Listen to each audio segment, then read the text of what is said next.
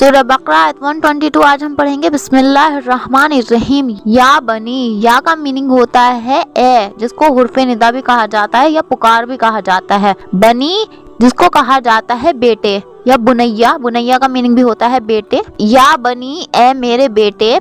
Israel, Israel का meaning होता है इसराइल, जिसको इजराइल कहा गया है। अब के वक्त में जो इजराइल है तो वही इजराइल है। ये इजराइल लक़ब है औलाद याकूब का।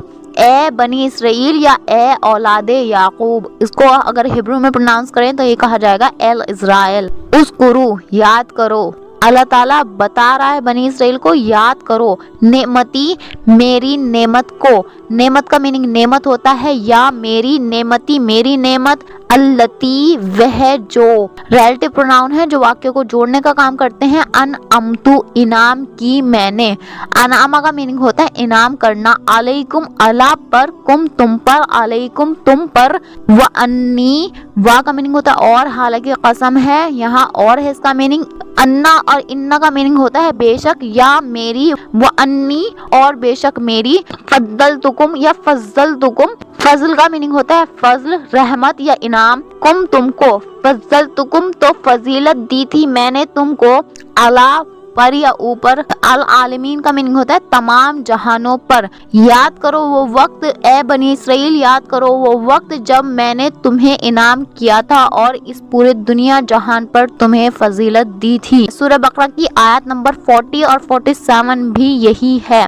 या बनी इसराइल अस्कुरू नेमती अल्लती अनअमतु अलैकुम व औफू बिअहदी ऊफी बिअहदिकुम व इय्याया फरहबून। या बनी इसराइल अस्कुरू नेमती अल्लती अनअमतु अलैकुम व अन्नी फद्दलतुकुम अलल आलमीन। ये सेम आयत रिपीट हुई है और इससे जो अगली आयत है वो भी सेम है, लेकिन थोड़ा बहुत चेंज है।